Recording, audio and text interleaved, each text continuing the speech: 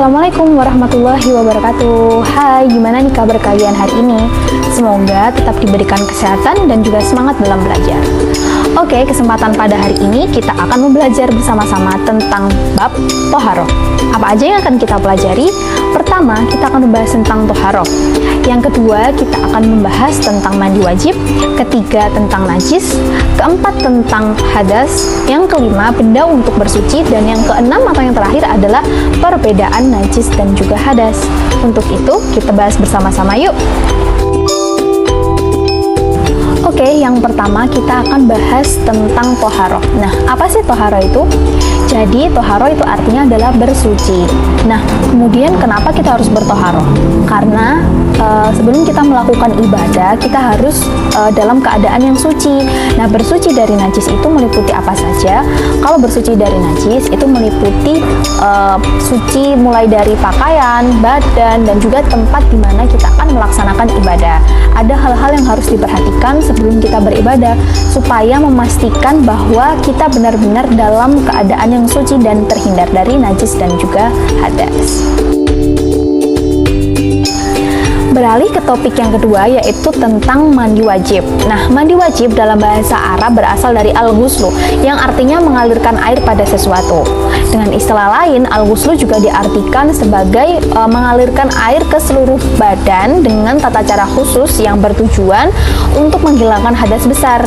Nah, mandi wajib dalam agama Islam itu berfungsi untuk mensucikan diri dari hadas besar, kemudian mensucikan diri dari najis dan kotoran-kotoran yang menempel pada tubuh kita.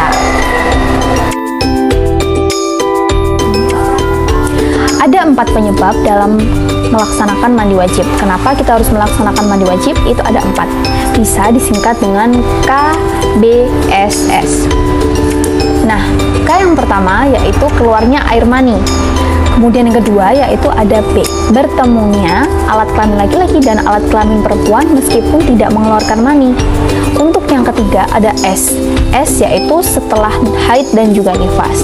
Bagi perempuan yang setelah haid dan juga nifas, mereka diwajibkan untuk mandi wajib. Kemudian yang keempat, S adalah sesaat setelah meninggal dunia. Jadi setelah sesaat manusia itu meninggal dunia, maka ada tata cara perawatan jenazah yang mewajibkan untuk melaksanakan mandi wajib. Nah, jadi itu tadi adalah 4 penyebab melaksanakan mandi wajib. Dalam bersuci, ada beberapa hal yang sebaiknya kita lakukan atau ada beberapa sunnah yang sebaiknya kita lakukan dan sayang untuk dilewatkan ketika kita melaksanakan mandi wajib. Ada 5 nih. Yang pertama yaitu membaca basmalah di awal permulaan ketika mandi wajib. Yang kedua yaitu berwudu sebelum melaksanakan mandi wajib.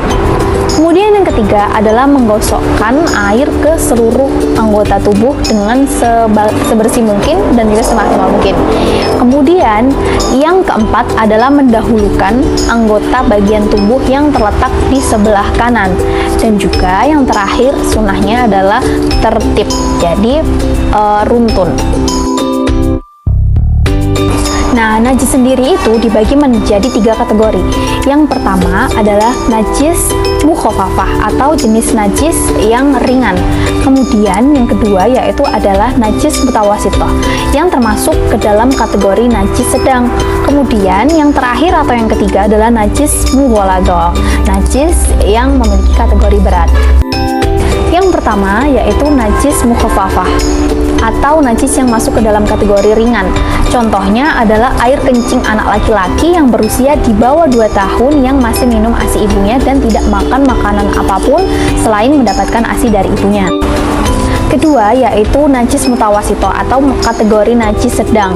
Nah, contoh dari kategori najis sedang ini adalah air kencing, tinja, darah, nanah, yang kemudian ada najis hukmiyah dan juga najis ainiyah. Nah, najis hukmiyah ini adalah zat, bau, warna, dan rasanya itu tidak ada.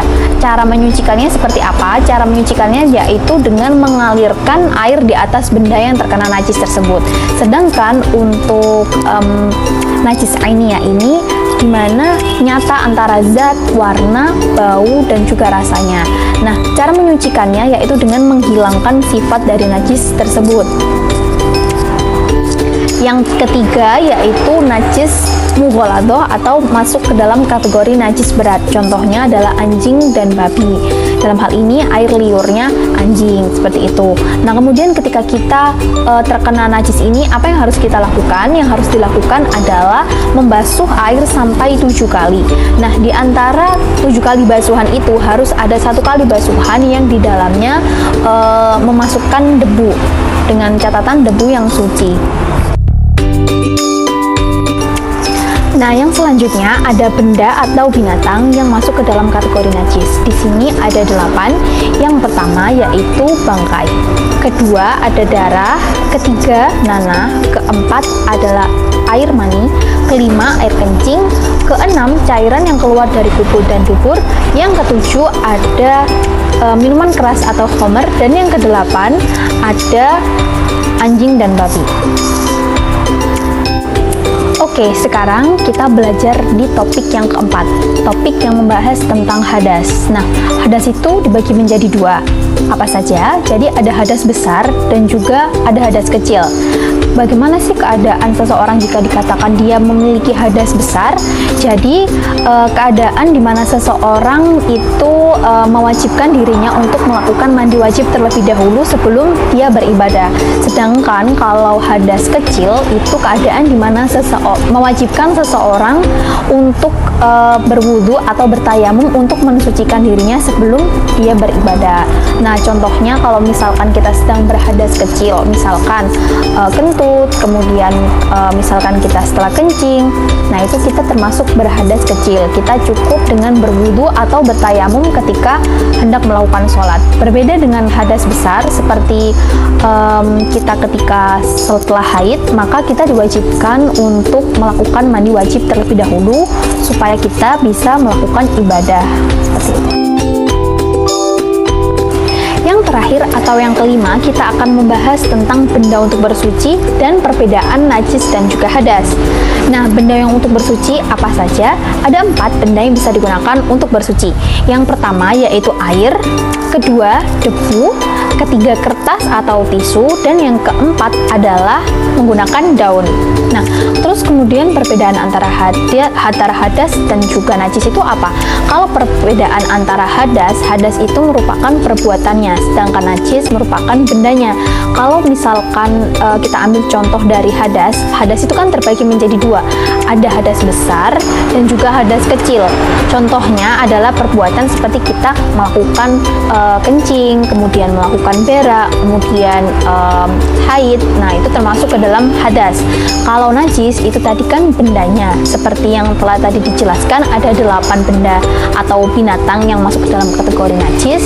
Maka dari itu antara najis dan juga hadas itu berbeda.